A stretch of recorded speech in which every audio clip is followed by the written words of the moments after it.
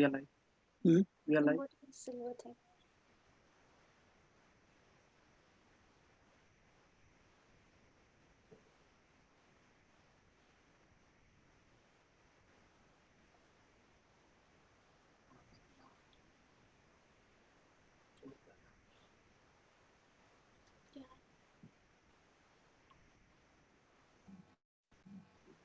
Fun.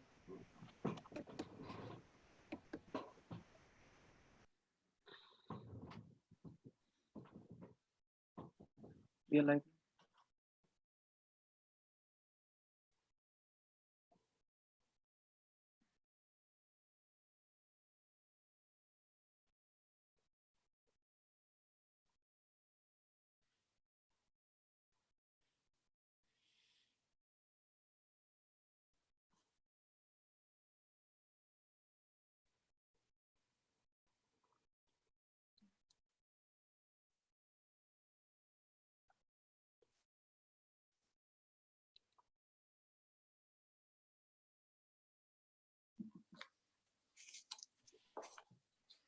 You know everything.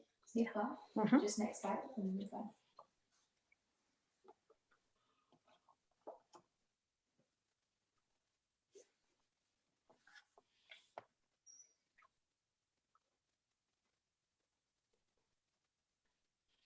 Okay, we are live on YouTube now.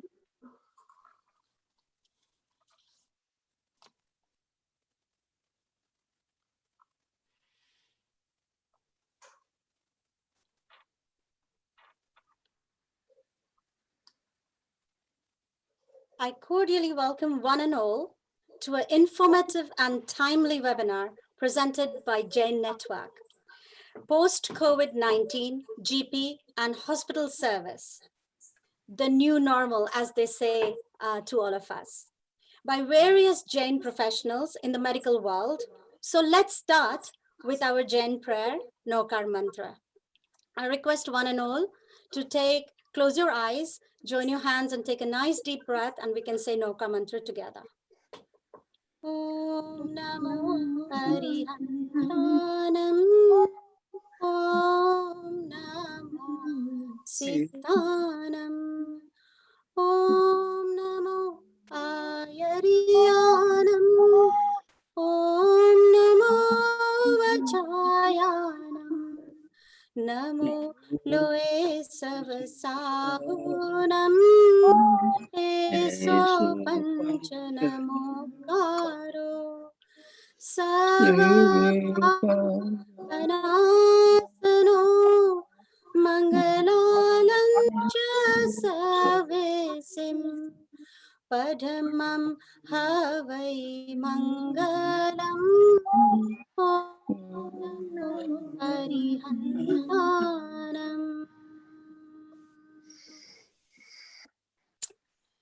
I'm honored to introduce Dr. Natubhai Shah, who is our first speaker and will talk on the JAIN network progress on JAIN Center and later speak on organ donation. Thank you very much, Sonal. Sorry, you are speaking? It is my, yes, Dr. Natubhai Shah, a retired medical practitioner, Life Fellow of Royal Society of Medicine and a JAIN scholar, is chair and CEO of the JAIN network. His main works were leading the creation of the beautiful JAIN temple in Leicester in 1988, which has become a place of pilgrimage for the Jains and a major tourist attraction in Leicester. Academic courses for JAIN studies at the De Montfort University, Mumbai University, and the SOAS. After retirement, it is remarkable that he got his PhD and wrote 2 volumes on Jainism. The World of Conquerors by Essex Academy Press, a book on marriage reflection and understanding from 9 faiths in Britain. He has also written many articles, including an article on Jainism in Times Encyclopedia of World Religions and Reader Digest World's Religions.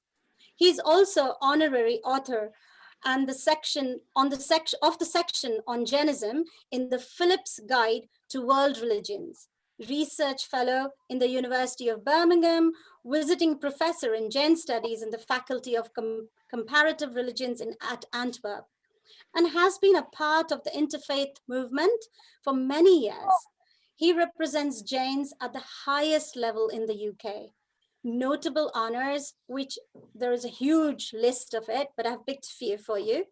Man of the Year by Academic Biographic Institute in 1991, Jain Ratna by the Prime Minister of India in 2001, MBE by British government in 2012, the Barnett Civic Award in 2014.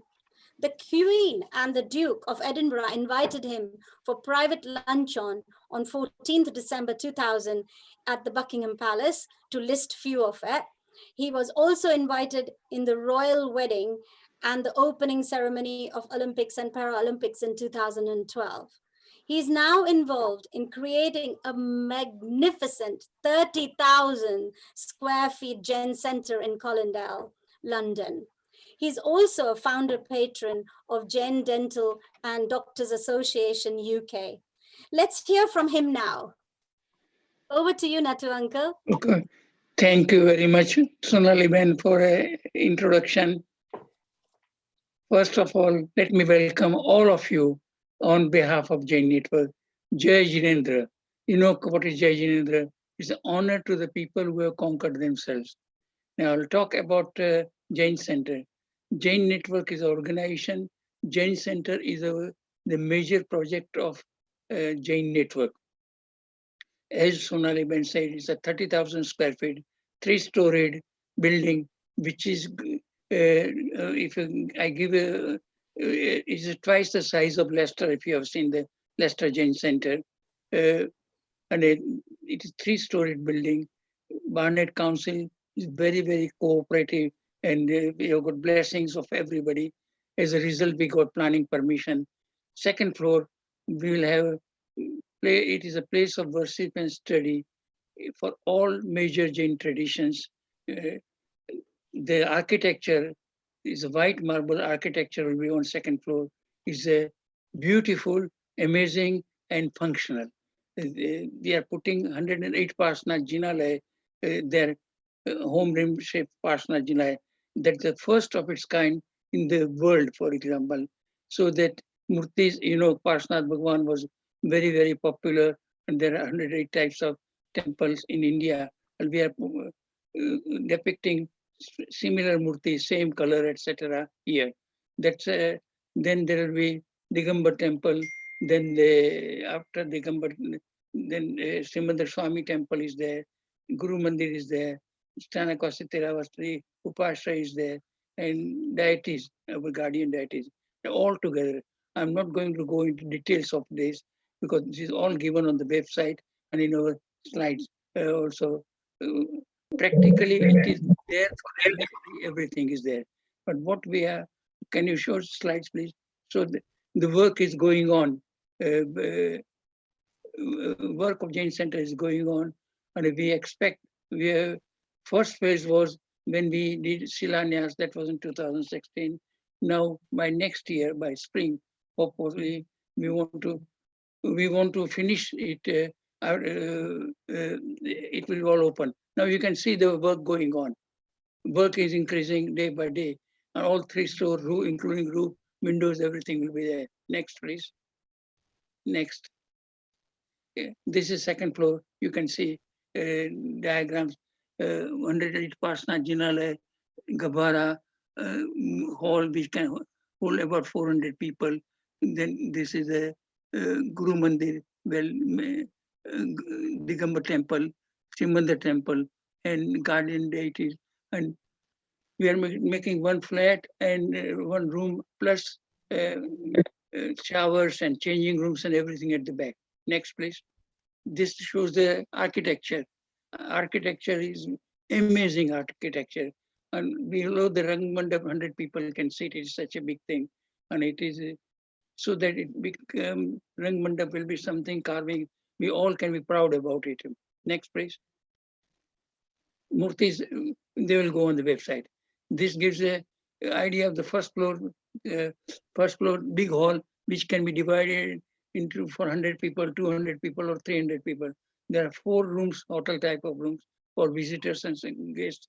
We are making multi-faith center plus library is a concept of the multi-faith center, so that it becomes a resource center for schools, colleges, other institutions. For the people come there, then they see, here we only show the symbols, but it will be a concept in a different way. And in front of a concept, there'll be showcase, which will show the artifacts of each religion. You can see tables, house, etc. coming, 3 multi-purpose rooms, and everywhere there is circular reception. There are 2 lifts. Next, please. This is next, please. Show this slightly ground floor. This shows the reception, how you enter. Reception is a huge reception, about 925 square feet. Entrance hall, helical staircase also we have got it, and a restaurant, etc. Restaurant, cafe, there 100 people can sit, so that we can promote vegetarianism, we can promote Jain values, people can visit, and it will be something in the Barnet and North London where people can be visiting. And this belongs to everybody, not just Jain Network. Jain Network is managing, and we doctors, for example, we can be part of. Estimated doctors and dentists, there are more than 1,200 dentists in UK. If not now, but 10 years, 20 years, 30 years, we all can be proud about it. We can have our conferences here, we can meet here, it can be a meeting place. Next, please. So this something now we are making a video. The videographer uses his own imagination how it will look once it's go inside. You can see the windows. Every window will have a center, then there was swastik, and surrounding there will be 14 dreams of Mata Trishla, so that it looks something different. Staircase, etc., entrance, garden, whatever available land is there, we are trying to make the best, for which I do not know whether I'll be there to see completion or usage, but at the same time, our grandchildren and their grandchildren will be proud about this development. Helical staircase. Next. And then there are figures we have got, how much is going to cost, how that is all on the website. I'm not going to go into details about it. Phase 1, phase 2, then how are we going to maintain? That's the most important thing. We have worked out with a business plan and business case, what will be income for next 5 years after it's finished. And we have compared that with present existing organization, Jain Samaj Yoga Uswal Center, Navrat and others, and how much is going to cost to maintain. Without staff, you can't maintain this. Every year, more than 200,000 pounds expenditure there, but we'll be always in surplus. I'm positive we are always in surplus. This is in a nutshell. Jain Center belongs to everybody. Let us join hands and become part of it. Thank you very much. And this is fundraising, different fundraising schemes are there. There, one can join as a membership, patron, chief patron, or life member. Then one can donate different things for breaks, for appeal, for plaques for somebody. And the best thing, engage and spread the word. This is something which our communities are making. And naturally, participation and support is vital in developing this unique center. We thank you for your support and forthcoming support. Let us be a member of this center. Thank you.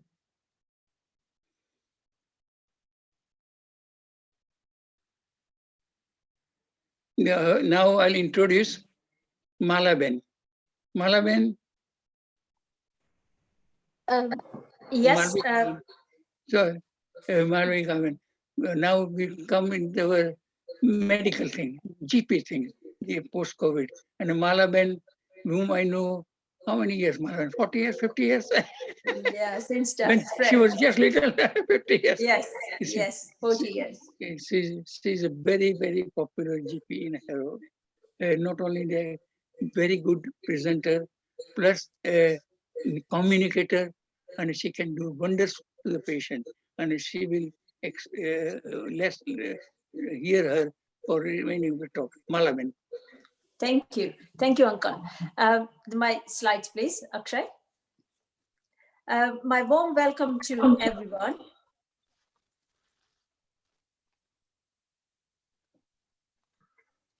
My warm welcome to everyone for attending this webinar. And first of all, thank you very much, JAIN Network, for giving me this opportunity to talk about new normal post-COVID, or should I say, normal way of working during COVID and after COVID. And next slide, please. The next slide, it's why we are here. It's mainly about sharing the knowledge, empowering people, and embracing the change. These are unprecedented times and very unusual circumstances. Lots of fear, anxiety, and uncertainties. It has been a steep learning curve for all of us. But these tough, unusual times has compelled us to modify our behavior, our practices, our way of thinking, and our way of working. So let me start with, what is this novel coronavirus? Coronavirus is a single strand of RNA covered in a glycoprotein or a lipid membrane or a fat layer. And that's the reason for this emphasis on a soap, water, hand washing, because soap dissolves the fatty layer and that RNA strands becomes useless, or alcohol wipes. But the washing your hand should be 30 seconds, or one of our senior doctor, Dr. Lloyd, used to say, sing yourself 2 happy birthdays or say yourself a prayer, but hand washing. This virus is extremely infectious, 10 times more infectious and virulent than an ordinary influenza virus. Its mode of transmission is from person to person via airborne droplets or through the fomites. Fomites or the spores stick on the surfaces like the doorknob, door handle, table surface, or supermarket trolleys, and it can stay active for 6 to 8 hours. So the question is, why are we not going to the clinicians anymore or clinics anymore? Traditional medicine and practices have taught us that face-to-face encounter, human touch, human warmth is of utmost importance. Why do we have to modify our behavior? So what are these new methods which are being used? Next slide, please. All practices in UK have switched to telecommunication, at least as an initial way of consulting. Telemedicine is your new norm. And for telemedicine, how do we make it effective? On our part, we need to listen to you. On your part, history is the most important thing. 80% of the diagnosis could be made from history alone. So relevant and focused history is key to diagnosis. So on your part, please prioritize. Be precise. Give us relevant and focused history. 3 days ago, I had a 53-year-old lady who had requested a telephone call. She had waited 3 weeks to get an appointment for HRT discussion. As soon as I called her, she said, "Doctor, I want to discuss about HRT, but this morning I had noticed this lump in my breast." There was no more to discuss anymore about HRT. The whole thing was about breast lump. I saw her within next half an hour, her with her mask and myself with my PPE, and referred her to the 2 weeks rapid access cancer referral. So please prioritize. The second thing is be considerate. There are other people waiting behind you. And if there are 3 or 4 things to discuss, please prioritize the important thing and ask the doctor to make a subsequent appointment, or tell them if it is all interrelated. I'm sure doctor will be more than happy to listen to you. Other thing you could do is sometimes write it down or discuss with your spouse all the relevant the history. So when the doctor calls you, you have got all the information at hand. As I said, the 3 important things: be precise, be considerate, and stay safe. History gives 80% of diagnosis, so relevant and the focused history is crucial to achieving the goalpost, that is a diagnosis, and as a result, the effective treatment. Next slide, please. During history examination, sometimes it becomes apparent that the doctor needs more information. And then it's common practice to switch to the video consultation. It's reasonably easy. What you only require is a smartphone. So we send you the message through the system called AQRX. You click the link, allow the camera, and request the permission. And then you are virtually with your doctor, virtually face-to-face with your doctor. Virtual consultation does give you a lot more information like respiratory rate, your hydration level, generally how you feel, lot of the body language and so on. During the COVID period, I would say 95% of consultations were teleconsultations, 4% about video consultation, and very rarely when you really need to see a patient, then I would call face-to-face. Next slide, please. I just do want to mention another very convenient and easy way to access the medical care is e-consult or electronic consult. The doctor generally gives answer within 48 hours. You need to be reasonably computer literate, so it's extremely popular amongst the young generation. But I have got many elderly patients who request via e-consult their sons or daughters or their grandchildren fill up the form, and it is very time efficient on the clinician's point of view and your point of view.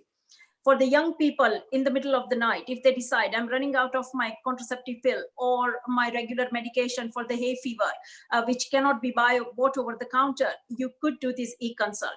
It is not for the emergency, but it's excellent for within 48 hours answer. And they've got a 3 category: advice, treatment, or referral.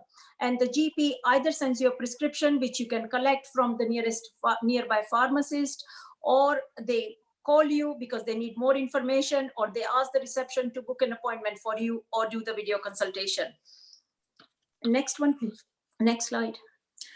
Let me talk more about face-to-face consultations. They are invaluable in certain situations. And they are gold standards because there are times when you actually need to put a hand on the patient's tummy or listen to the chest or listen to the heart or look at that toe which has been infected for 2 weeks and not getting better.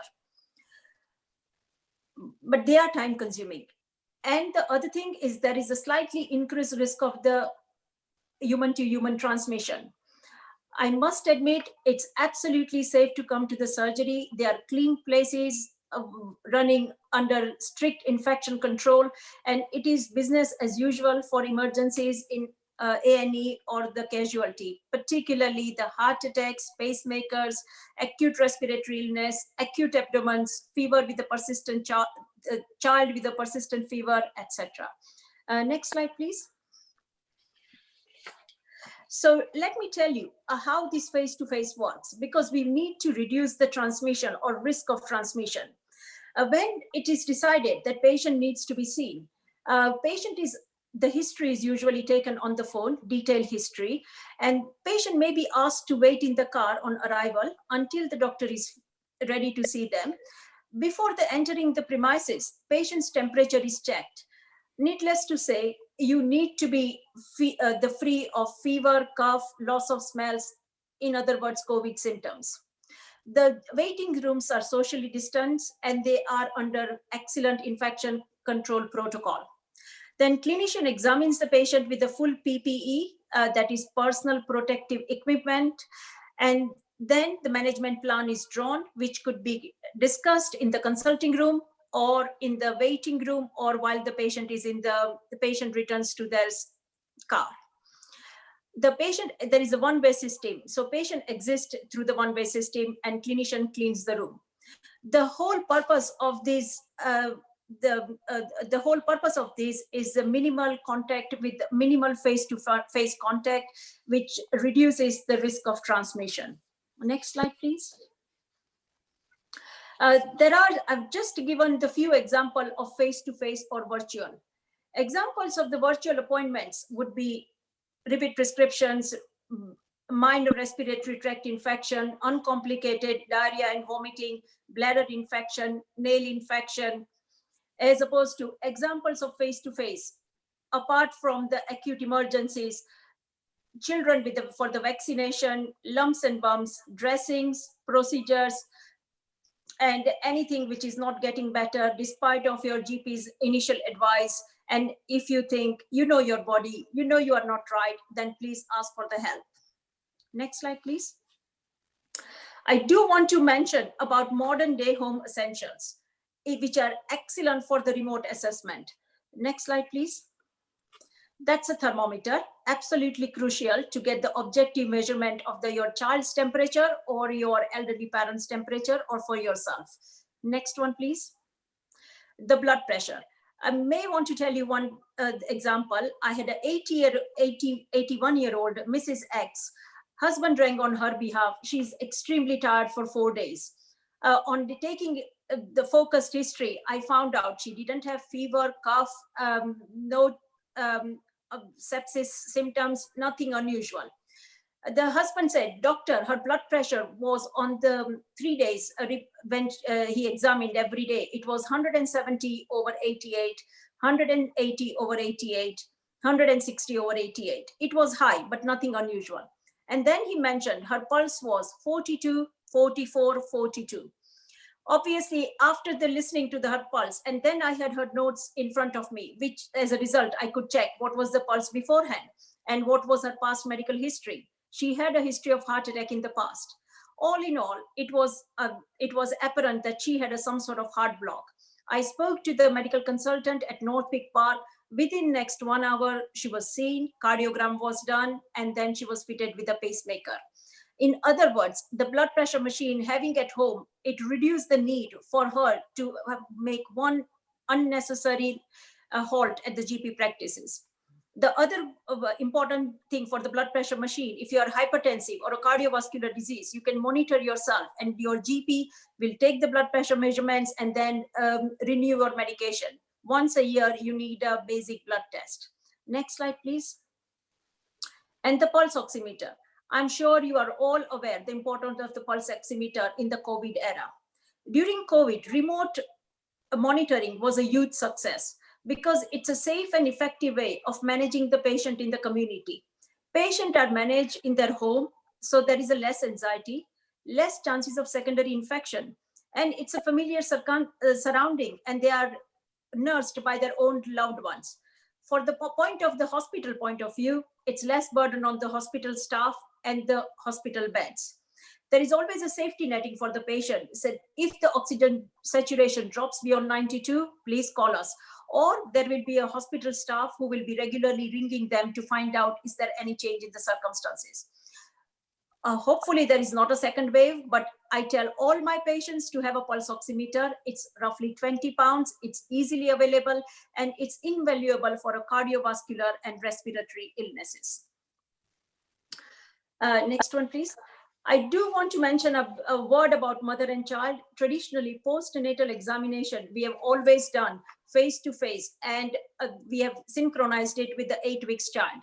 Nowadays, if for an uncomplicated postnatal examination, we do it on the phone, and it works really well.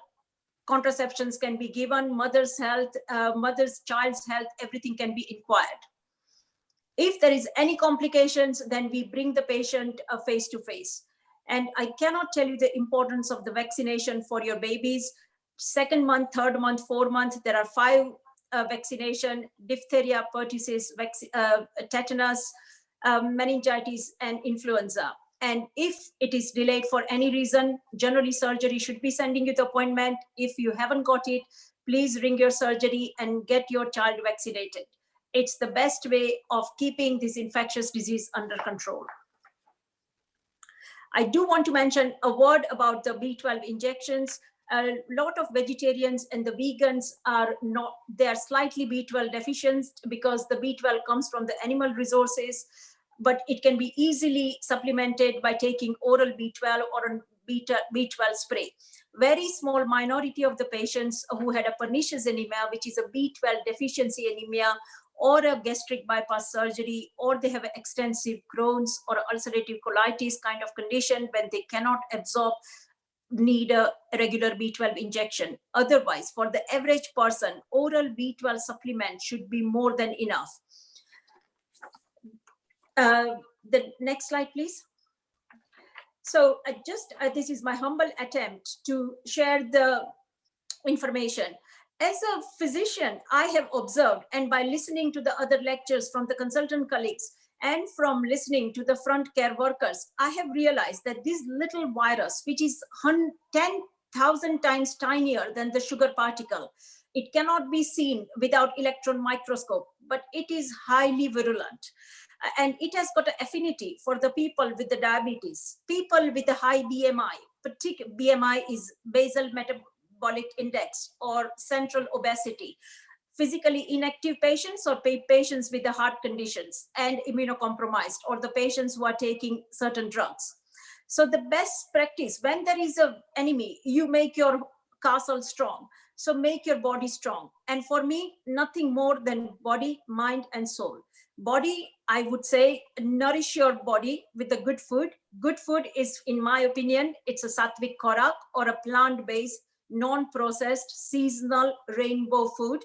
Lots and lots of exercise or physical activity, running, jogging, skipping, weightlifting, any way you can get involved. You must have heard healthy mind in a healthy body. For healthy mind, apart from healthy body, you need a meditation or prayer, power of prayer. And the last thing but not least is the soul, nurture your soul. At that stage, I'm going to ask all of you to join me with the first two lines of the Maitri Bhavanu from Acharya Chitrabhanu. Maitri Bhavanu pavitra charanu मुझ हैया मावया करे शुभ था वो आसकड़ विश्वनु एवी भावना नित्य रहे एवी भावना नित्य रहे. Thank you for listening. Namaste and Jai Jinendra.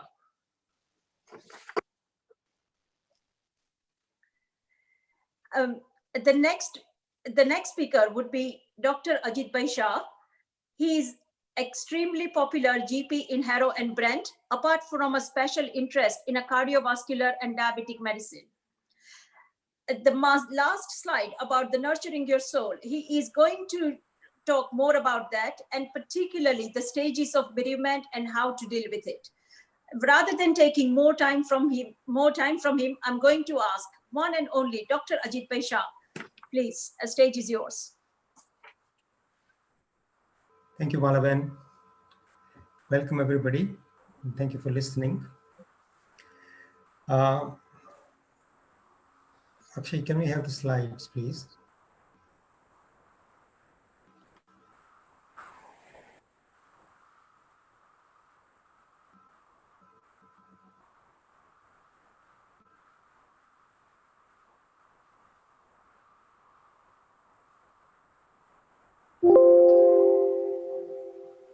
Okay.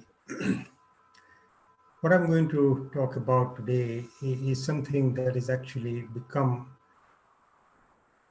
quite a topic with a lot of us, because we have been seeing reports of the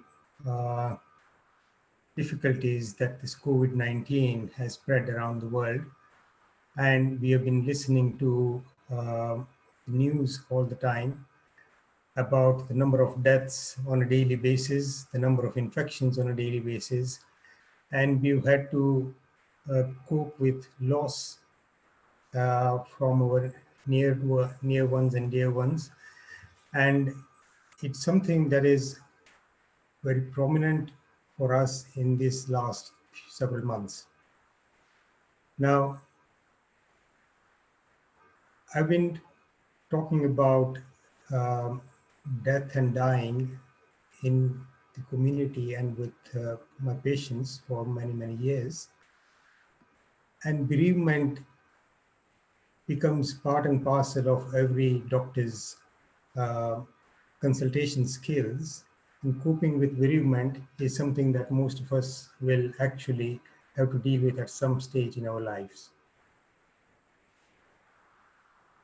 So what I'm going to talk about today is about loss, about how it relates to what we believe about ourselves and our spirit, and how to cope with loss.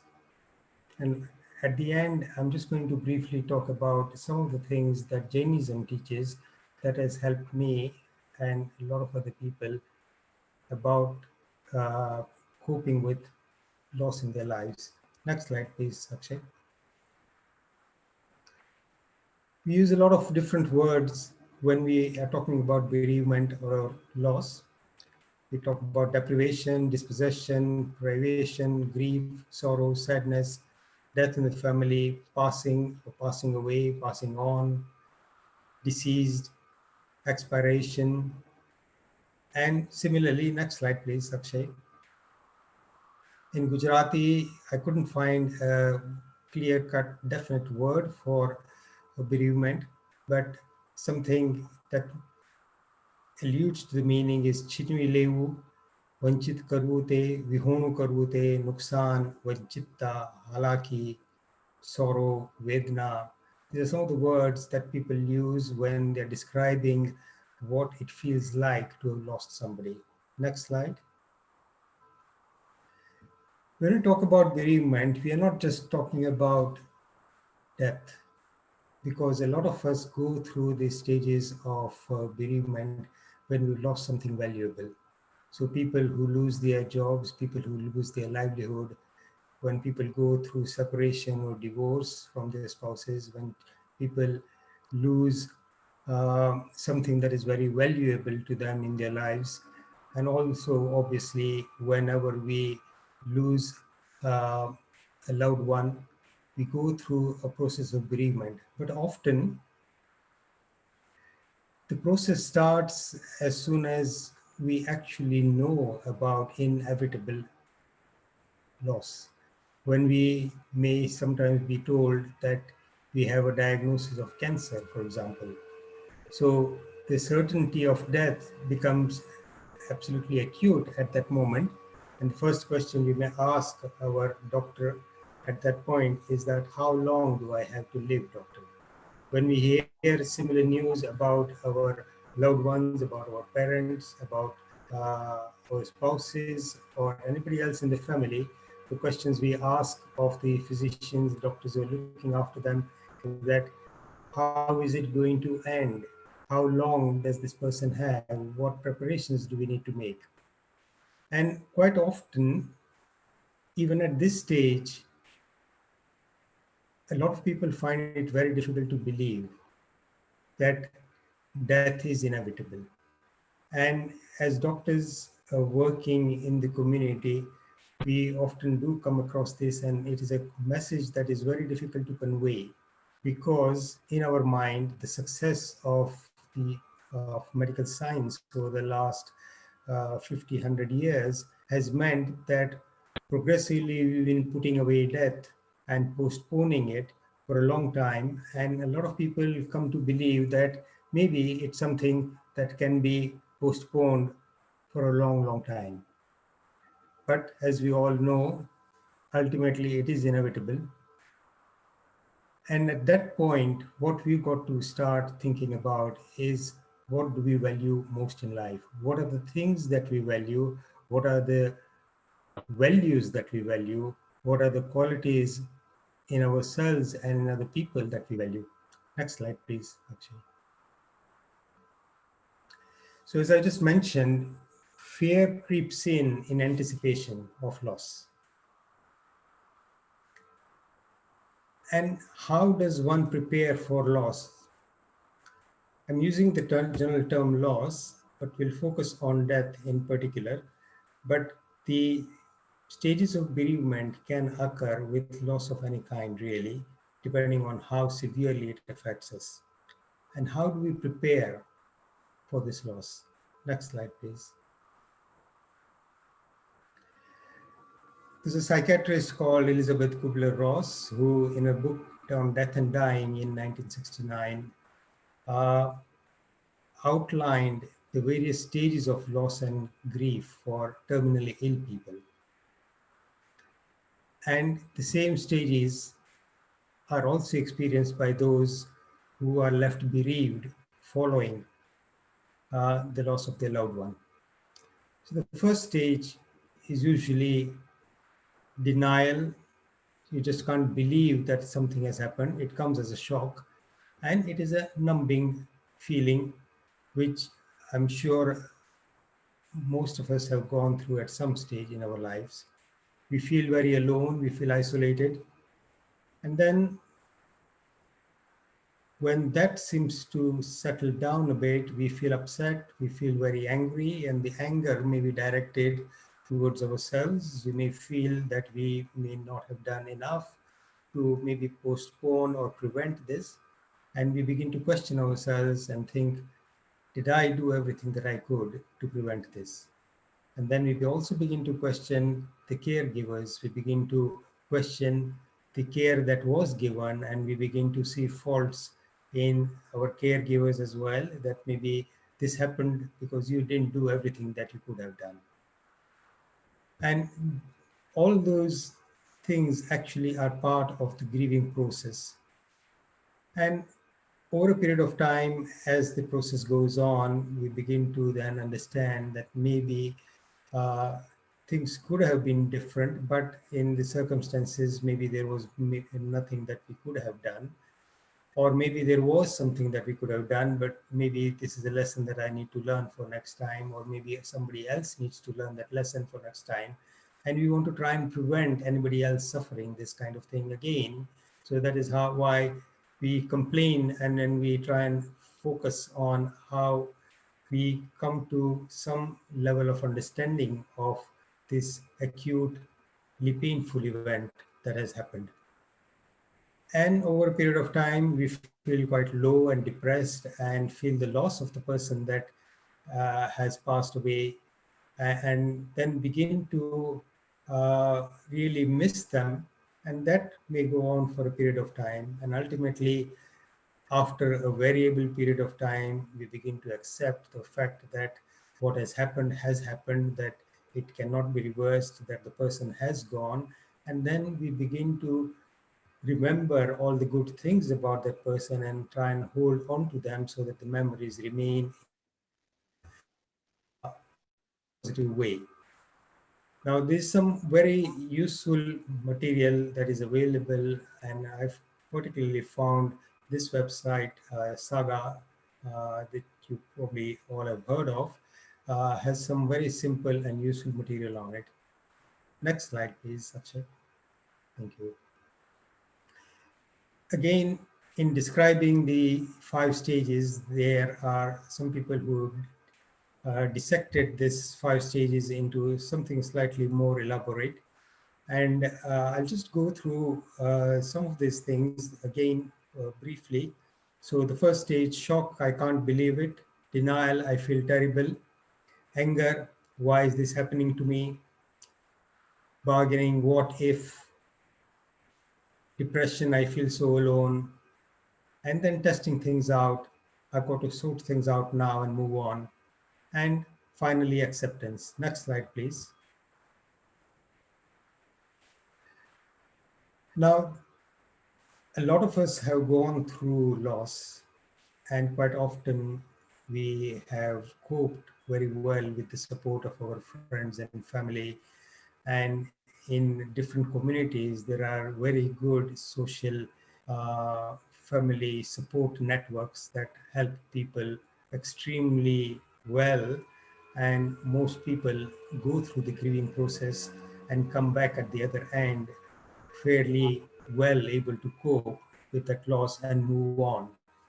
However, as doctors, we often come across patients who find, or relatives who have found it extremely difficult to cope with the loss, and that loss has been very, very painful.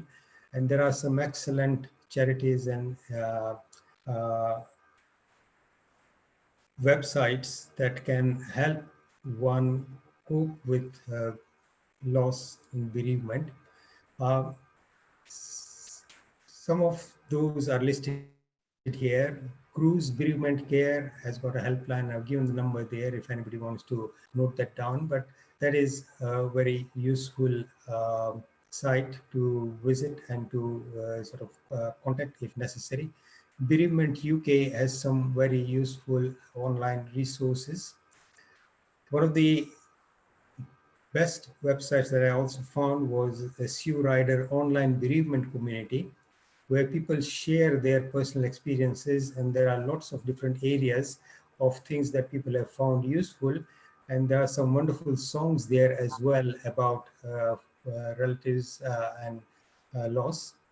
And one thing that was extremely useful is a site called okaytodie.com, which actually gives you a list of things that one can start looking at in preparation for either a terminal illness or loss. And this is extremely useful before and even after a death has occurred.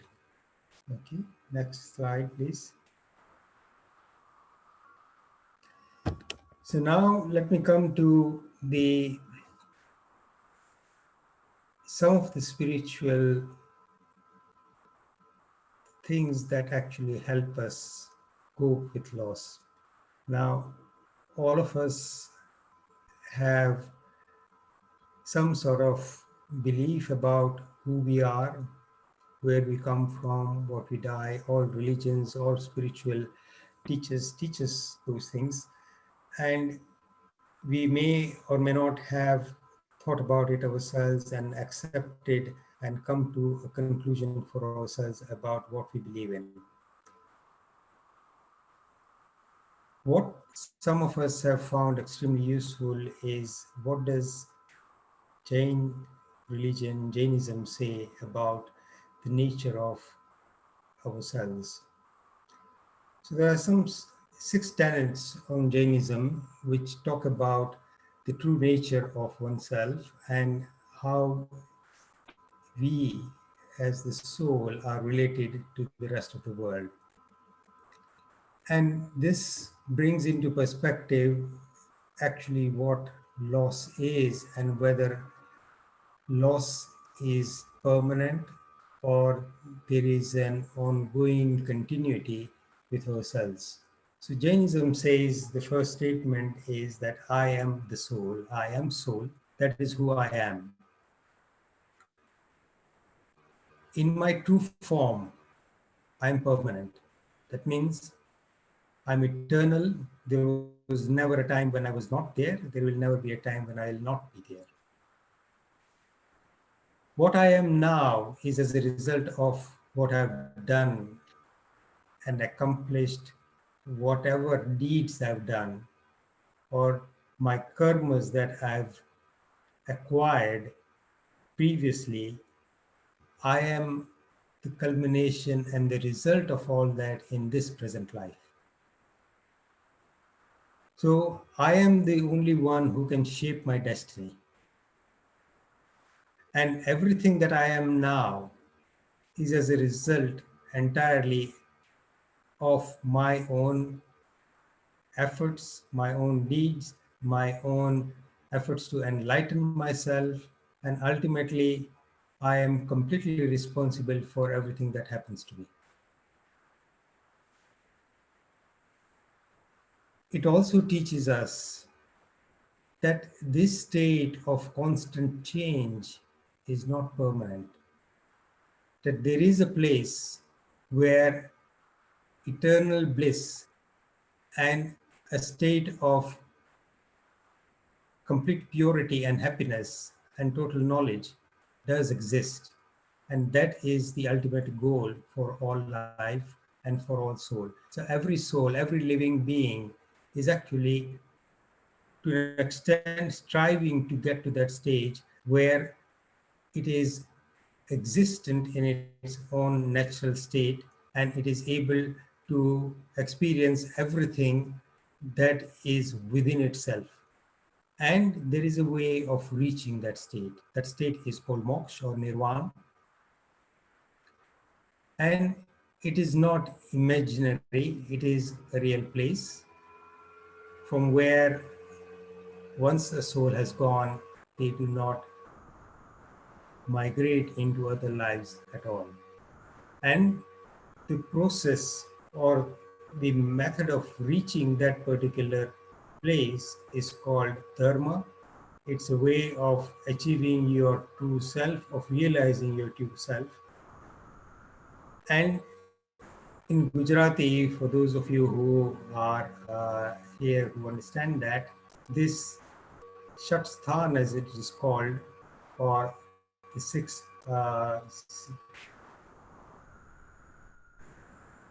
positions is called Atma Che, Atma કર્મનો કર્તા છે, આત્મા કર્મનો ભોગતા છે,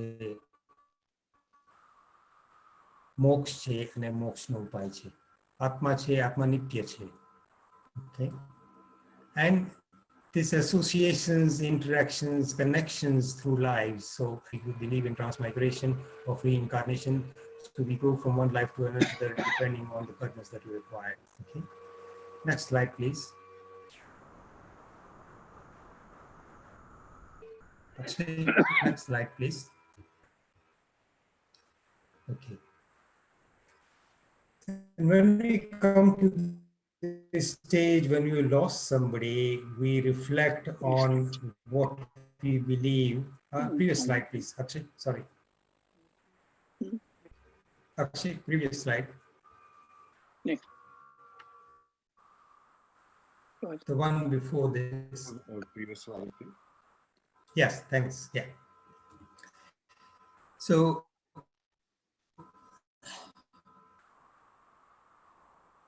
when we are facing, no, the one after that, sorry, Akshay, my apologies.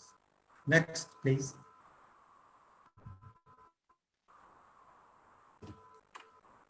Yeah, thanks.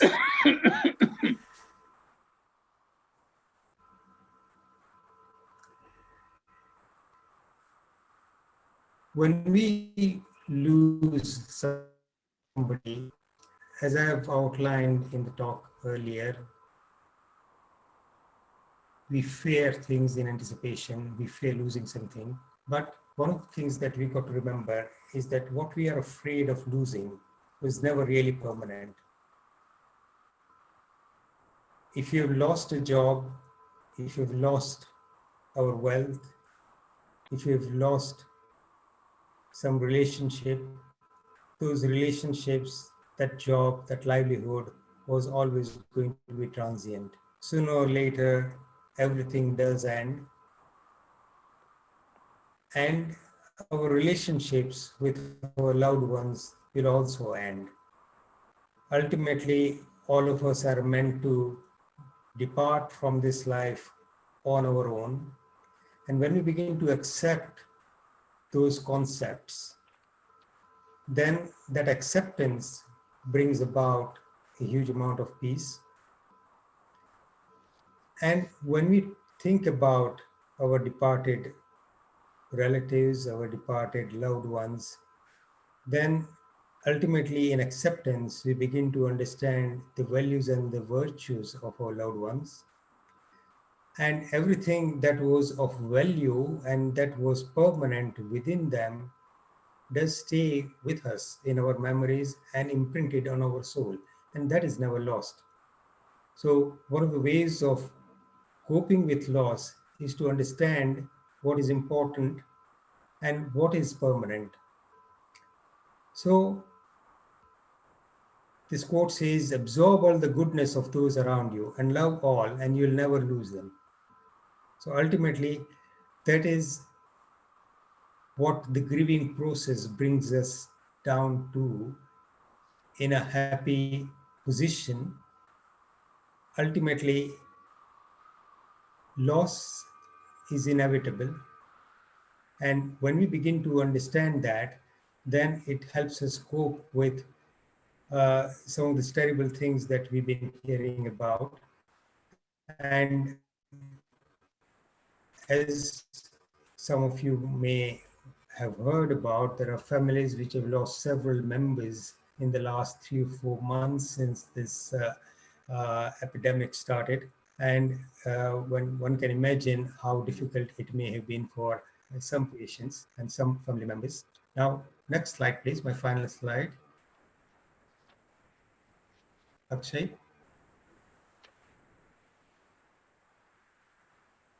Next.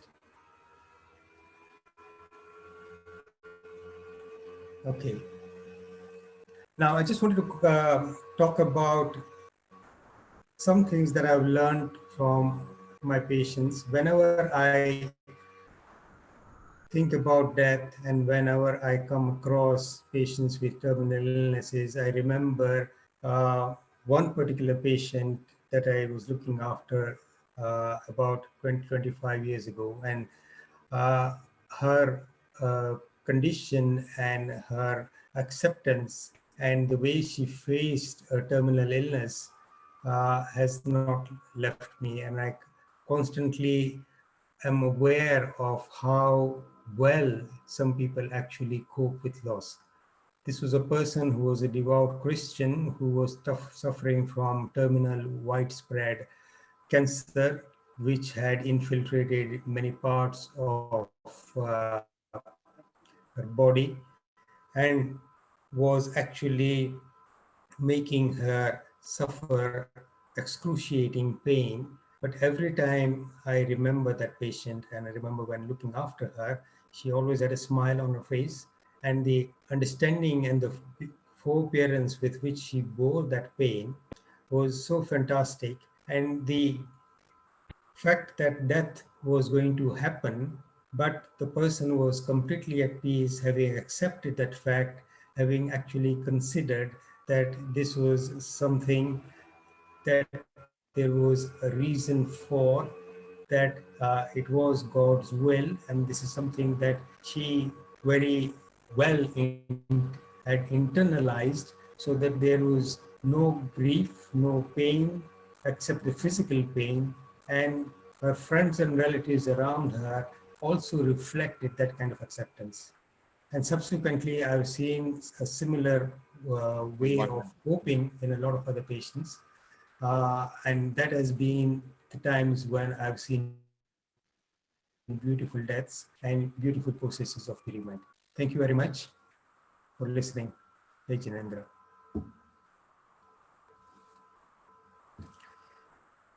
I'd now like to open up for further. Uncle, next. Organ, Arvind Bhai, organ donation. Oh yes, sorry. Natu Bhai will briefly talk about organ donation and the work of JAIN network in the JAIN community about organ donation. Natu Bhai. Okay. Thank you very much, Arvind Bhai, for and both Marla Ben and yourself for a nice post-COVID talk, which help everybody practically. Organ donation also comes within after bereavement, because when I was practicing, that much knowledge was not there. People will think if you donate organs, something will happen like this, or some different in next gen life, we may not get the things. And if we give to somebody, there are a lot of misconceptions there. And this to remove with bereavement, it does follow straight away organ donation. JAIN network was lucky to be commissioned by NHSBT. BT means blood transfusion, that to commission for 1 year to promote organ donation and to give information on change of law. We welcome the change of law, as eventually it will result in significant increase in organ transplants and save lives. JAIN network is working with local partner. That means local partner is Colonial Community Trust. Mainly, for example, 98% work is ours, 2% they're helping us as well to promote organ donation in Jain, Hindu, and local BAME communities. Next, please. What is organ donation? Removing healthy organs or tissues from a live or recently dead person to be used in another person. That is organ donation, and shows the gifts. Next, please. Now, this slide for 2019 statistics show 112,568 are on waiting list for organ donation. 39,718 are the transplant, and 19,267 are donors. But this is the graph shows. But what happens? The greatest gift, if we can give, there's organ donation. 3 people a day on average die on waiting list for a transplant. Then 96%, recent survey says 96% people support organ donation. 30% join the organ donor registers. This is the reason why government has to change law, which I will come later on. 1,100 lives were saved last year through organ donation, and 7,000 people waiting for organ donation. And the worst thing, as compared to white community, BM community on waiting list, much more, I'll say 3 times, Next, please. Organ donation is a giving. Organ donation is a gift of an organ to help someone else who needs an organ transplant, such as kidney, liver, pancreas, small bowel, heart, lungs, and tissue, such as skin, bone, heart valves, and corneas. Hundreds of people's lives are saved or improved each year by organ transplants. Organ donation can be live donation or donation after death. I'll give you 2 examples. One example was Rohisha, his whole body was gone. He died at the age of 55 after heart attack, and everything was given for donation. It was used for something. And for live donation, one of our trustee, Prafulla Shah, gave a live kidney to her niece, and both are completely healthy. And now I'll show you a video for a small video, please.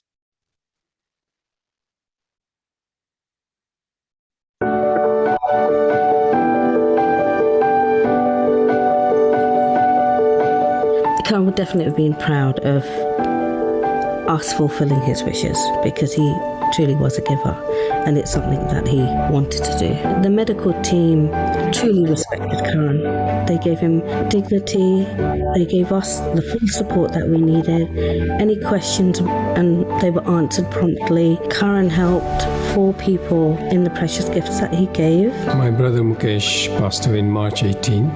He donated both his eyes, both his corneas, one to a 67-year-old lady and one to a 64-year-old gentleman, both whose lives have improved tremendously.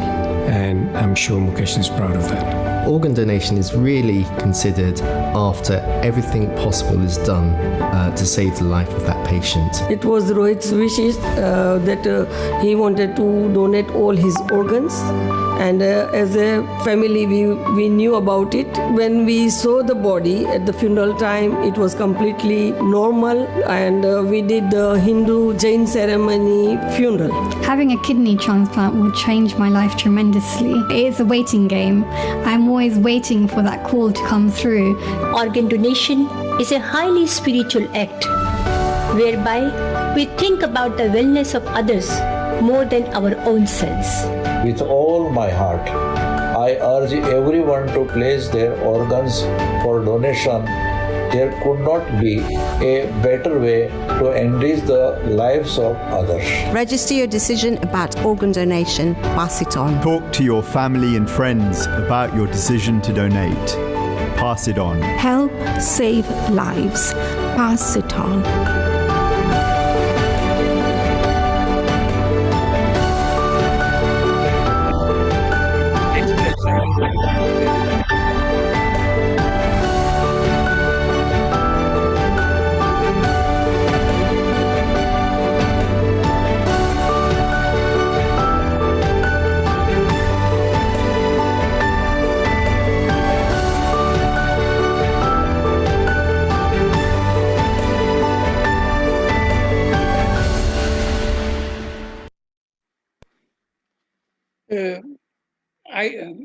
Next slide, please.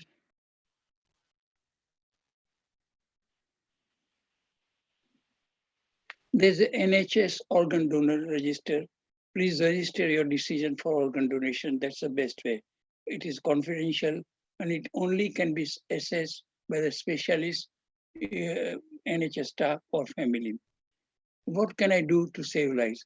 Help saves lives, give a gift, pass it on. This is our message. Practically all religions support organ donations. Register your decision about organ donation and talk to your family and friends about your decision to donate.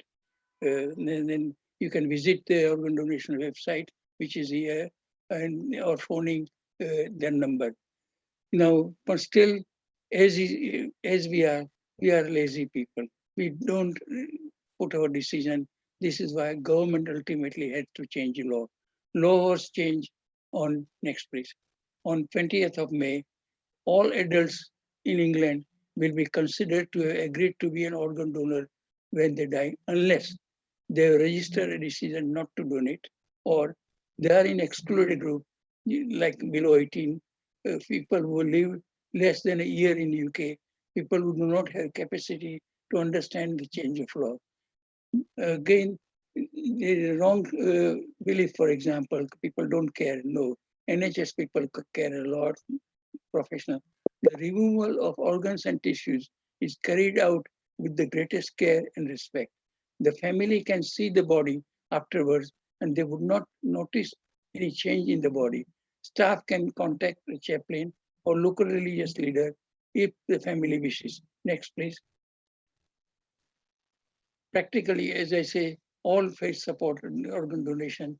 Interfaith Network had seminar and research for all the faiths. Jains believe in many kinds of donation, out of which Abhaydan, saving life of any living being, is the best. And we know in during pollution, animals also we give money or something to save life. But this is straightforward Abhaydan, saving life of a human being. Organ donation to human being is one of the most important teaching of Jain way of life. It's a part of their Jain values. Jain values art of loving, art of living, and art of living, which includes art of giving as well. Next, please. Okay. This is the reason why Jain Network, for one more slide will be there. Jain Network, organ donation and change of law awareness we are carrying on. Jain Network has conducted 9 on-premises workshops, 3 digital delivery workshops for creating awareness in Jain, in BEM community and wider community, providing vast information on organ donation. In our Jain Center, we have got counters, for example, where you can find display of literature on organ donation permanently. At least for 1 year it will be there. A leaflet to produce by Jain Network. For more information, one can, for our volunteering opportunity, please contact Jain Network at Flightway Center, Research Center, Concourse, London. The telephone number is there, Info Jain Network, or NHSBT number and their website. Thank you very much, because it's very important. Thank you. Now, I think introducing a panel. I'll introduce starting from Arvind Bhai, Chairman. Ajit Bhai and Malabena are leading the panel discussion. And Narendra Bhai and Abhay. So go ahead. I haven't seen any questions on the chat, but we thought about a few questions, so we could ask those questions. Thank you, Arvind Bhai and Narendra Bhai, both very prominent pediatricians, and Abhay Bhai, who is a consultant surgeon. We just have some questions, unless there. Have we received anything from the audience? Okay. So we had some questions. I'll ask one and then Mala can follow it up. Sure. Nasal swab specimen collected by patients and health care practitioners, test is reliable and comparable. And what happens if I'm COVID positive? So just a question about the process of getting the test done, and then what happens after the test if it is done positive. Arvind Bhai? Okay, I think, well, I had privilege of having that. I think it tracing app is now on live. If we have symptoms, what Malabin suggested of COVID, with especially temperature, you can go onto NHS website, you touch the web link and look for the local center, and you can get an appointment within same day. And if you test for, and you get, I think I was impressed, you get results by end of day. And if you are COVID-19 positive, then you have to self-isolate for 8 days. then you'll get a message from NHS about your close contacts within 6 feet distance. If you have more than 2-3 hours contact, so you have to provide those names to NHS contact tracer, and they will trace those contacts. So those who are in close contact, they need to go self-isolation for 14 days. Because you may be a symptomatic carrier passing the virus across, and in 14 days you'll be clear. So and the person who has COVID, who is COVID positive, which I was, after 8 days, if you don't have any fever for more than 48 hours and feel well, then you're allowed to go back to work. But you do inform your employer about that. So that's the process, and it's very easy. There's a link from NHS website, and you can go for your local center. My center was 5 minutes drive from me. Thank you very much, Arvind Bhai. Can I ask Arvind Bhai, you mentioned that because you were positive, you had to isolate for 8 days, as opposed to that anybody coming in contact. And did you mention 15 minutes or 1 hour? Can you clarify on that? And why is it for 2 weeks for them and 1 week for you? Just if you can just... I think it precisely says the timing. I think I may be wrong on that, but the 14 days is because you could well be asymptomatic. And you could pass on virus even if you don't have symptoms. But hence the 14 days. It looks like incubation period. So 18 days for the person who is positive and 14 days for all the contacts. 8 days for person. Sorry, I mean 1 week or 8 days for the person who is positive, plus 2 days of fever-free symptoms afterwards, or no fever, and then 14 days. And can you at the same time give us some idea about the vaccine update? Is there anything on the horizon? Okay, so I'm sorry, I'm taking over the, I think the one other thing which I would say we are blessed because of COVID-19 is all the scientific world are working together to find a solution to beat this virus. And there are lots of positive news. One, the one vaccine which you are aware of that Oxford is producing, it is for the coronavirus spikes. You see the picture of the virus has got a spike, and they're producing vaccine for that. Now, they have enrolled about over 1,000 people for this, volunteers for this study in April, May. And the early result shows that first phase shows that the vaccine does produce immunity, and it can last over 50 days. So this is very promising. And if you give the second dose, probably the immunity will last longer. So there's something positive on horizon. Similarly, India, as you know, has launched with Bharat Biotech Covaxin, which is going live in August. The studies are going on. We'll wait for results for that. United States is starting some study with mRNA virus vaccine, which will also go live very soon. But I just want to give a bit of warn and word of caution that in the past, the viruses, SARS viruses, we have failed to produce vaccines and a good antibody response. So needless to say, you have to continue using all the preventive measures like social distancing, hand washing and things. You can't get away with that.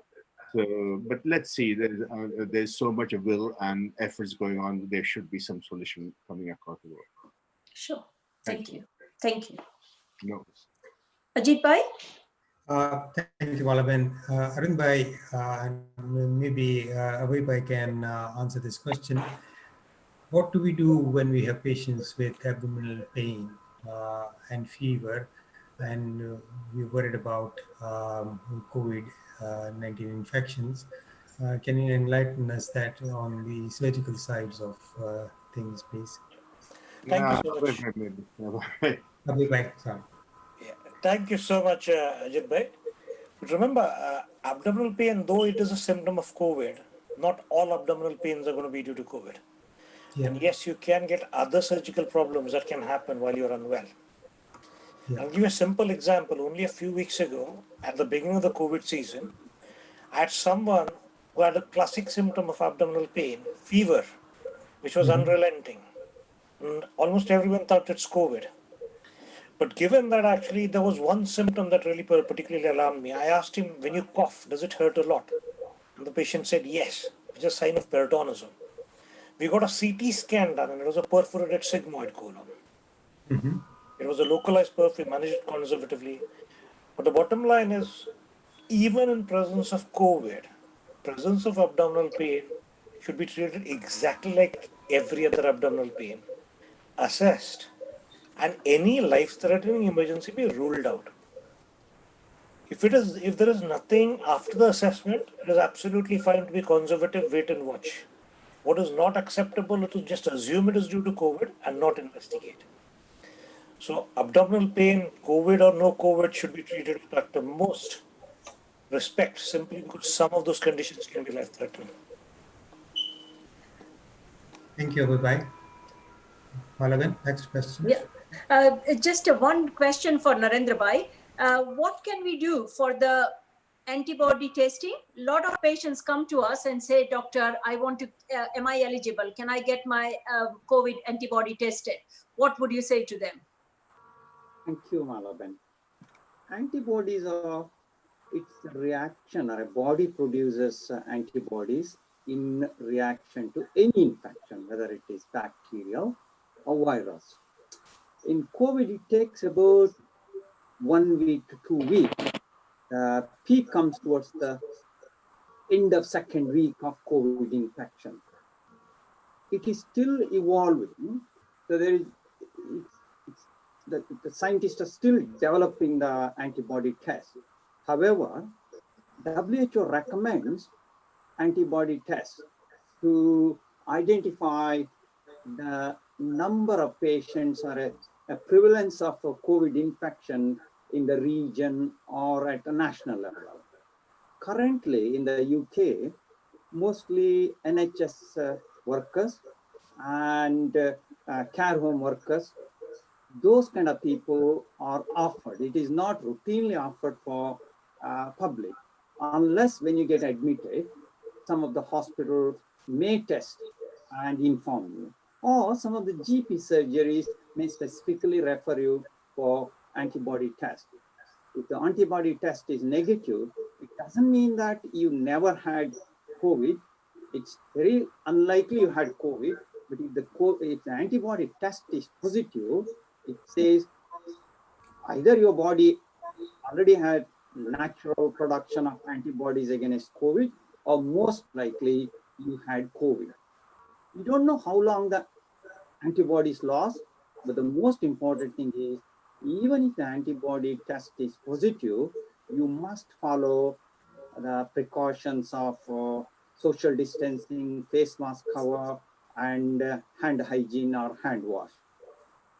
So the antibodies remains active for 2 to 3 months or longer than that, or we don't know? It's a very good question. We don't know at the minute because it's a new thing. So maybe in 6 months to 1 year, we will know more. At the minute, it's unknown. So that is why it's very important. Even if you have antibodies, you must take precautions with the preventive measures. And can I ask Arvind Bhai? Arvind Bhai, just as a general practitioner, I get, and we have seen many asthmatic patients. Would asthma increase the COVID risk? That's a good question, Malaben. Asthma per se doesn't increase risk for COVID. But if you have asthma, which is in a severe or bitter asthma, where you're on high dose steroid, and on the top you're on some second extra medication, then you are more susceptible because you're immunocompromised. But per se, asthma is not a risk factor for COVID. Okay. And I'm just going to ask the one very important question. What are the latest medications? You know, the hydroxychloroquine is out of fashion. Still, we give azithromycin, doxycycline, and then remdesivir, and then the plasma exchange, or that plasma of the convalescent patients. Can you just enlighten us? Okay, I think as Narendra said, it's a very fast-moving field. And again, COVID has brought all the scientists together. And somebody was mentioning that every day 100 papers are produced on research papers are coming regarding COVID. I think there are three aspects. I'm very privileged to say that UK has what we call recovery trial and has got largest number of volunteers enrolled in this trial. And I'm proud to say North Middlesex was part of it. There is also a trial run by WHO Solidarity Trials finding solution for COVID-19. And there are three-pronged approaches. One, to fight this drug against antiviral, like as you mentioned, remdesivir, which Trump has taken over the stock all over the world to try and it's shown to reduce the mortality and decrease stay in the hospital. Sure. Other prong is this virus does cause a lot of inflammation, hyperinflammation syndrome, and there are drugs coming on board to try and damp down that inflammation. And UK's trial showed that like dexamethasone can bring that response and thereby prevent further damage to other organs. And the third important prong approach is antibodies. And as Narendra Bhai said, you can produce antibodies following COVID infection, and you can use people's plasma to treat patients. But you have to use earlier on because later on it may cause earlier in the illness. Later on it may cause trouble, and there are lot of companies producing artificial antibodies. And lastly, there's a group in Southampton producing what is called beta interferons, and these are given in the form of like how we give it inhalers for the asthmatics. And what it does, it enhances your T cell function, the immune system function, and it has shown very good early results showing that 79% of the patients can avoid getting into intensive care.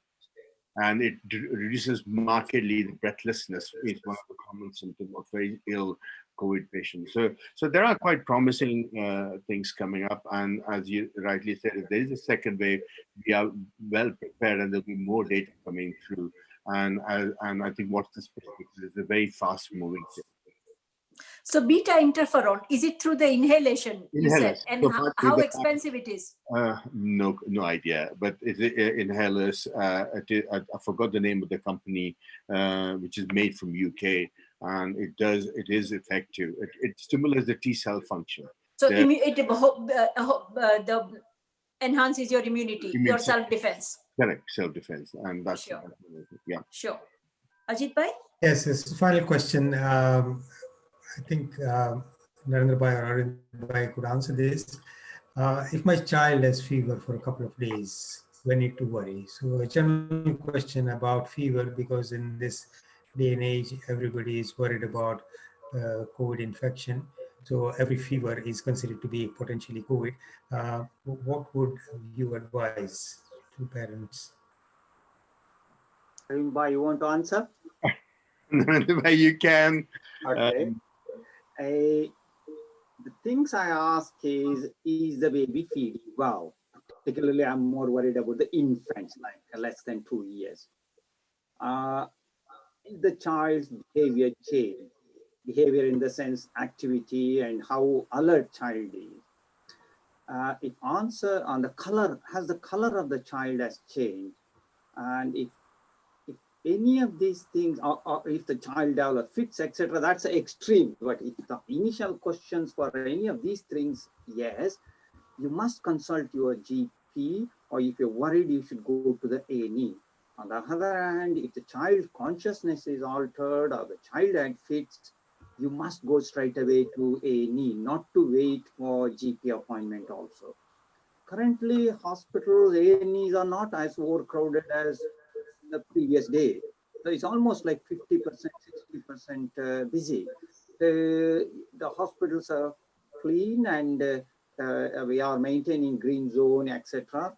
So I would strongly encourage, if you're worried, you should consult your GP, or if you're worried really, you should go and show your child at A&E. Arvind Bhai, is that fair enough? Absolutely. Thank you very much. Who will say again a professor's word? But I think college has produced a statement saying any child with temperature for more than 48 hours and has got cold fingers and toes do not hesitate to go to the hospital. Hospitals are COVID secure, and the child needs to be attended to, and it may not be COVID, but it may be nasty sepsis infection. So do attend to the hospital. Thank you very much, Arvind Bhai and Narendra Bhai and Abhay Bhai. Do we have a time for one more question? Yeah, please, yeah. Abhay Bhai, like we do all the primary care self-isolation and hand washing, if the person wants to get their colonoscopy done, what measures are they safe to go and get the surveillance colonoscopy, or what are the measures you take in secondary care? So secondary care is treating coronavirus with exactly the same way as in primary care. Yes, the procedures are still available because a lot of these procedures have very huge value from a diagnosis perspective. However, the pathway is now a lot stricter. So what's happening is if someone is symptomatic with COVID symptoms, he cannot have colonoscopy. But if you are asymptomatic, you've been isolating, then you can have your bowel preparation in a colonoscopy. But while you're having the procedure, the colonoscopist now is in a full PPE, stopping his own aerosol risk whilst doing the procedure. So it is just about taking an extra layer of precaution, just doing far fewer numbers, that we are able to still provide the service. So everything is available. No services have been put to a stop right now. The only thing about elective surgeries, for elective surgery, we are allowing people to self-isolate for 2 weeks prior, but everything is available. So 2 weeks of self-isolation for the patient if they want to go ahead. And how often the surgeons and the staff have to get your nasal swabs done to make sure you are COVID-free? So that's extremely variable between trust to trust. And we actually did a survey yesterday on WhatsApp. And there are trusts which are asking for this every week. There are trusts which have not even started the process. So I don't think there's any firm guidance around how each trust is behaving. Needless to say that it is clinicians who feel that they are much more exposed are getting, because you can volunteer for these tests. So clinicians are going and getting the test done for themselves because they are exposed in a high-risk area, for instance, ITU or anesthetists or ENT surgeons. Whilst people who are in a low exposure area, I think they're not testing themselves as much. Both antigen and antibody testing is now available for all NHS staff on demand. Thank you. Thank you. Ajit Bhai, any other questions, or we need to? I'll come back. I think all the questions that we had. I'll come on to thanking. Is that all right? Yes, please. Thank you very much. Thank you so much on behalf of JAIN Network. May I thank Sonali Ben for beautiful Naukar, beautiful voice. We are blessed. Also, thank you to Natu Uncle for his dream. I'm sure I'm looking forward for that new project, which is going to come soon. And also updating about the new law regarding organ donation. Thank you very much. Malaben, thoroughly enjoyed your talk. I think take-home messages are, I think it is a new normal. 95% of clinics are now virtual clinic, but of course, there's an option of face-to-face consultation. Important part of effective virtual clinic is parents and patients to take a good detailed history and ask, as you rightly said, one important issue so that doctor can attend to that. And also important issue about vitamin D, also vitamin B12, which thank you for making me aware of that. And simple things like pulse oximetry, blood pressure, and temperature, so crucial for having control of what's going on. And regarding vaccination, thank you very much. I thoroughly enjoyed your talk, Malabin, beautiful. Coming on to Dr. Ajit Bhai, really enjoyed your talk about bereavement. We are seeing loss so often. We are very fearful of loss. Beautiful. Thank you to explain the stage of grief. And of course, death is inevitable and inevitable. And hence, you're right that we have to go to spirituality. Think about spirit, the soul, that's what matters.